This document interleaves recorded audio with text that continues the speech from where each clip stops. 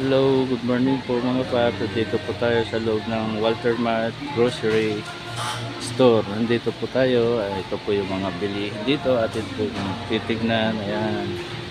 Napakarami pong mga tinta po ng sabon dito.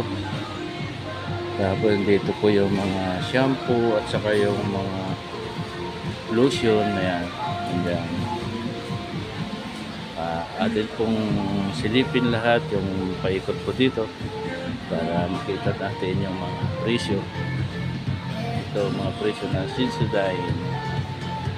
Yan, dami mga paninda dito. Yan. Yan, kaya ang dami pong paninda dito. Ayan, ayan. Good.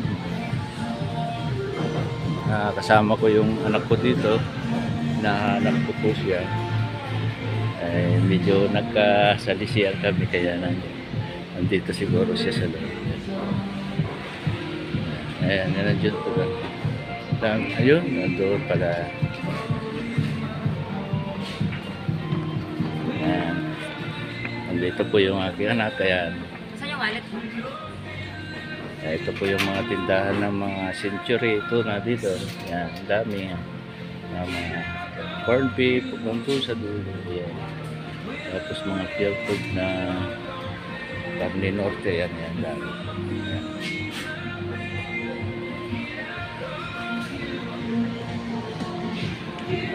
Ito po atin pong ikutin yung paikot itong grocery store para makita natin yung mga paninda nito.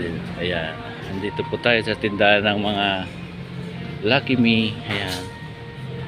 Yan, yan, yan, yan. Dami yan. Yan, mga soy sauce yan dito. Yan.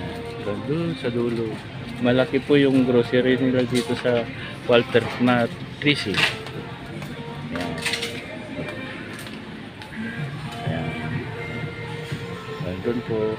Hanggang dito lang muna. Mamaya po ulit natin na iikutin yung iba na ipapakita ko sa inyo yung dami ng paninda dito sa Walter Mart Supermarket.